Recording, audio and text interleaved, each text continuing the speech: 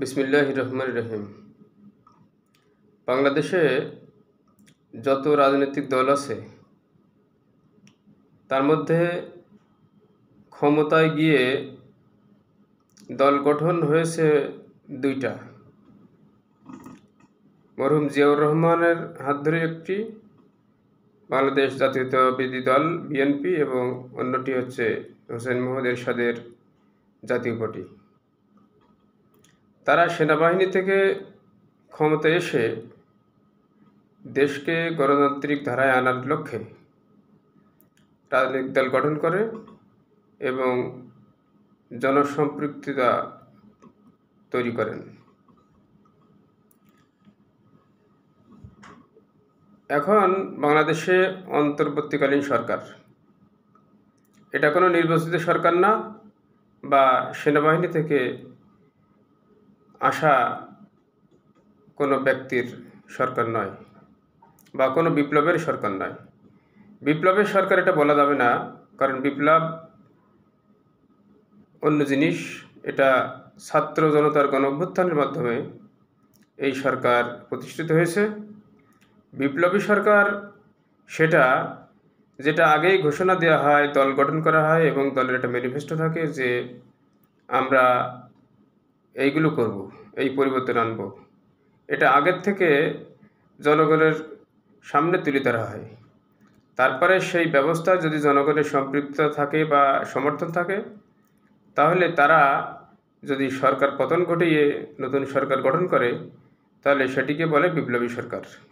এবং তাদের ঘোষিত এজেন্ডা অনুসারে রাষ্ট্রের সব কিছু পরিবর্তনের মাধ্যমে তারা নতুন করে রাষ্ট্র গঠন করে, সরকার গঠন করে। কিন্তু বর্তমান যে সরকার, এই সরকার কোনো দিক থেকে সংজ্ঞায়িত করা যাচ্ছে না। এই সরকারকে, এটা কোনো সাংবিধানিক সরকার নয়, এটা একটা নতুন পদ্ধতির সরকার। এই সরকারের পিছনে কোনো রাজনৈতিক শক্তি নেই বা সেনাবাহিনীর শক্তি নেই। প্রকৃতপক্ষে হাতে কলমে কোনো সেনাবাহিনীর সরকার এটি না। নেপথ্যে সেনাবাহিনীর সহযোগিতা থাকলেও বা সেনা সমর্থিত সরকার হলেও এটা সেনাবাহিনীর সরকার না। কিন্তু জিয়াউর রহমান এবং এরশাদের সরকার ছিল সেনাবাহিনীর ডাইরেক্ট সরকার, এবং সেনাবাহিনী সেনা আইনে তখন দেশ চলত। তারা যখন দল গঠন করেন তখন রাষ্ট্রের ক্ষমতা এবং অর্থ ব্যবহার করা হয়। তারা বিভিন্ন আদেশের মাধ্যমে তৎকালীন বিভিন্ন প্রভাবশালী ব্যক্তিদের নিয়ে রাজনৈতিক দলের বিভিন্ন পর্যায়ের কমিটি গঠন করেন। জেলা, উপজেলা, ইউনিয়ন, ওয়ার্ড পর্যায়ের সকল কমিটি এবং রাজনৈতিক কর্মকাণ্ড রাষ্ট্রীয় অর্থায়নে পরিচালিত হতো। সেজন্য বিএনপি এবং জাতীয় পার্টি দ্রুত সারা দেশে রাজনৈতিক দল গঠন করতে সক্ষম হয়। এখন প্রশ্ন হচ্ছে, ডক্টর ইউনূসের যে সরকার, এই সরকার কি কোনো রাজনৈতিক দল গঠন করবে কিনা, বা ডক্টর ইউনূস কোনো রাজনৈতিক দল গঠন করতে উদ্যোগী হবেন কিনা। আমরা জানি ডক্টর ইউনূস একজন প্রবীণ ব্যক্তি, তার বয়স প্রায় 82 বছর। এত বেশি বয়সে বাংলাদেশে কোনো সরকার প্রধান ইতিপূর্বে আসেনি, এবং নতুন করে যদি উনি রাজনৈতিক দল গঠন করে ক্ষমতা পূর্ববর্তী সামরিক সরকারদের মতো ক্ষমতা চিরস্থায়ী করার মতন কোনো মানসিকতা পোষণ করেন, তাহলে সেটি সম্ভবত ওনার জন্য ভালো সুখকর হবে না। কারণ ওনার বয়স সাপোর্ট করে না, ওনার পরিবারেও সেই ধরনের এই ধারাবাহিক রাজনৈতিক কর্মকাণ্ড পরিচালনা করার জন্য পরিবারেও তেমন কোনো সদস্য নেই।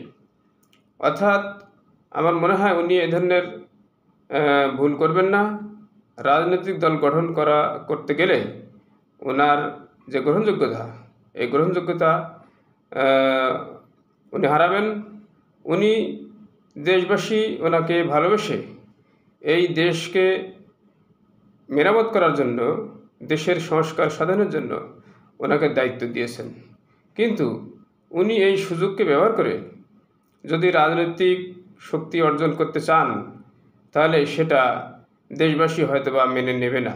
কারণ দেশবাসী কোনো রাজনৈতিক সরকারের প্রতি কোনো রকমের আস্থা রাখে না। রাজনৈতিক সরকার যখনই এসেছে তখনই নানান ধরনের দুর্নীতি, নানান ধরনের সমস্যা তারা সৃষ্টি করেছে। এজন্য এই যে একটা অসাধারণ সুযোগ ডক্টর ইউনূসের হাতে এসেছে দেশ সেবা করার, এবং ওনার হাতে যে ক্ষমতা আছে এই ক্ষমতার কোনো ব্যাপ্তি নেই, কোনো টাইমের ব্যাপ্তি নেই। অর্থাৎ উনি যতদিন খুশি ততদিন থাকতে পারবেন যদি দেশবাসী ওনার উপর সন্তুষ্ট থাকেন, এবং দেশবাসী ওনাকে যে ভালোবাসা দেখিয়েছেন এই ভালোবাসার প্রতিদান স্বরূপ তাকে সম্পূর্ণ রাজনৈতিক স্বপ্ন লালন না করে এখান থেকে এই দেশটা একটা পর্যায়ে নিয়ে ওনার ছুটি নেওয়া উচিত। উনি যদি সেই সসম্মানে বিদায় নিতে পারেন তাহলে উনি ইতিহাসে চিরস্মরণীয় হয়ে থাকবেন। কিন্তু যদি উনি নেপথ্যে কোনো রাজনৈতিক শক্তির কোনো অভিলাষ ওনার ভিতরে থাকে তাহলে তখন উনি বিতর্কিত হবেন। মালয়েশিয়ার মাহাথির মোহাম্মদ যেমন সেদেশের জাতির পিতার সম্মান লাভ করেছেন, কিন্তু শেষ জীবনে কিন্তু উনি জনগণের গ্রহণযোগ্যতা হারিয়েছেন এবং উনি অসম্মানজনকভাবে ইলেকশনে ফেল করেছেন। আজকের যে জাতীয় নাগরিক কমিটি গঠিত হলো, শহীদ মিনারের ছাত্রদের বা প্রাক্তন ছাত্রদের যারা বৈষম্যবিরোধী ছাত্র আন্দোলনের যারা সমন্বয়ক ছিলেন তাদের মধ্য থেকে যে জাতীয় নাগরিক কমিটি হলো, অনেকের ধারণা এতে হয়তো বা সরকারি পৃষ্ঠপোষকতা হচ্ছে, যার নেপথ্যে ডক্টর ইউনূস থাকতে পারেন। কিন্তু সেটা যদি সত্যিও হয় তাহলে সেটা কোনো সমস্যা নেই, কারণ এটা কোনো প্রকাশ্যে কোনো রাজনৈতিক দল হিসেবে তারা কিন্তু নিজেদেরকে ঘোষণা দেয়নি। তারা বলেছে শুধুমাত্র দেশের সংস্কার সাধনের জন্য তারা সরকারের সহযোগী শক্তি হিসেবে তারা থাকতে চায়, এবং প্রত্যেক সরকারের যেমন একটা সাপোর্ট দেওয়ার একটা বডি থাকে, যেমন রাজনৈতিক সরকারের রাজনৈতিক দল থাকে, মাঠ লেভেলে সাপোর্ট দেওয়ার কেউ না কেউ থাকে, বড় ধরনের গোষ্ঠী থাকে। এই সরকারের কিন্তু সাহস দেওয়া বা সহযোগিতা করার কোনো জনগোষ্ঠী নেই। এই জাতীয় নাগরিক কমিটি যদি সেই সাহস দেয়া বা সমর্থন দেওয়ার মতন একটা শক্তিশালী জনগোষ্ঠীতে পরিণত হতে পারে তাহলে এখানে জনগণের সমর্থন থাকবে। তবে আমার মনে হয় এখানে জাতীয় নাগরিক কমিটিতে এখানে দলমত নির্বিশেষে সবাইকে অন্তর্ভুক্ত করে যারা প্রকৃতপক্ষে দেশের কল্যাণ চান এবং দেশের সংস্কার চান তাদেরকে প্রত্যেক দল থেকে তালিকা করে করে বিভিন্ন পর্যায়ের কমিটিতে তাদেরকে অন্তর্ভুক্ত করা ভালো হবে। কারণ যত বেশি রাজনৈতিক দল এই সরকারের সমর্থনে সম্পৃক্ত থাকবে সরকার তত বেশি শক্তিশালী হবে।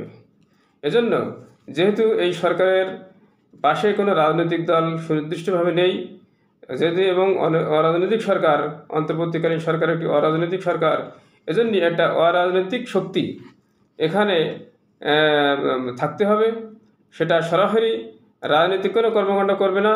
রাজনৈতিক দলের প্রতিনিধি থাকলেও এখানে তারা তাদের রাজনৈতিক এজেন্ডা বাস্তবায়নের জন্য কোনো প্রকার ভূমিকা রাখতে পারবে না, এবং শুধুমাত্র সরকারকে সাপোর্ট দেওয়া, সরকারের ভুল ত্রুটি ধরিয়ে দেওয়া, সরকারকে সুপরামর্শ দেওয়ার জন্য এই জাতীয় নাগরিক কমিটি হতে পারে। এবং এখানে তারুণ্য নির্ভর হলেও সিনিয়র সিটিজেনদেরকে, অভিজ্ঞদেরকে, বিভিন্ন শ্রেণী পেশার মানুষকে এখানে সম্পৃক্ত করলে ভালো হবে। কারণ অভিজ্ঞতা দরকার আছে। বিভিন্ন গবেষক যারা বিভিন্ন মন্ত্রণালয় ভিত্তিক উপকমিটি করে গবেষণার মাধ্যমে এই সরকারকে নানাবিধ প্রস্তাবনা বা পরামর্শ দিতে পারে।